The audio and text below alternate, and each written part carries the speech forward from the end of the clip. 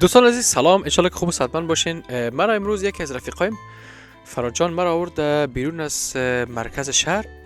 در اینجا یک باغ بود که رفیقای خود اینجا یک میمانیگه گرفته بودن و این باغ که هست، کسایی که بیشتر در آلمان زندگی کردن اونا میفهمن که با یک پول بسیار ناچیز میتونی اینا رو به دست بیاری و این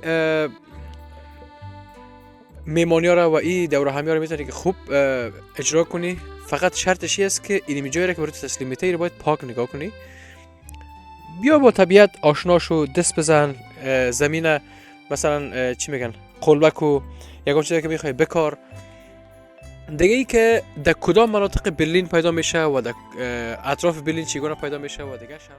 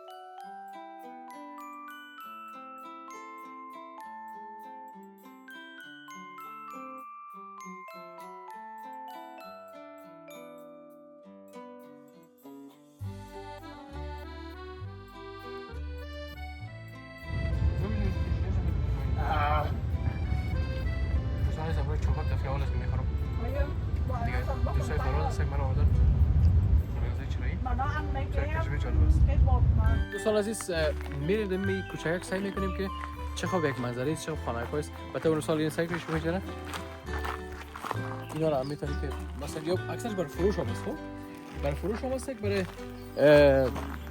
یک بار اجاره بده که ازش مراقبت کنی و پاک نگاهش کنی برای شما است. اما که میریم مزه کوچه سعی میکنیم تا آخرش چی میشه ما تعقیب کنیم.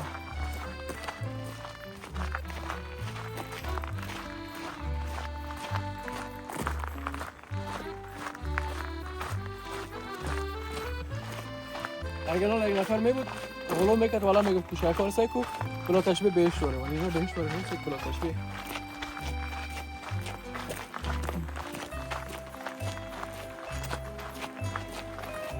و دوستان عزیز یک گپ دیگه تا یک لکان پیدا میشه چقدر 800 متر تا 1000 متر یک لک دلار.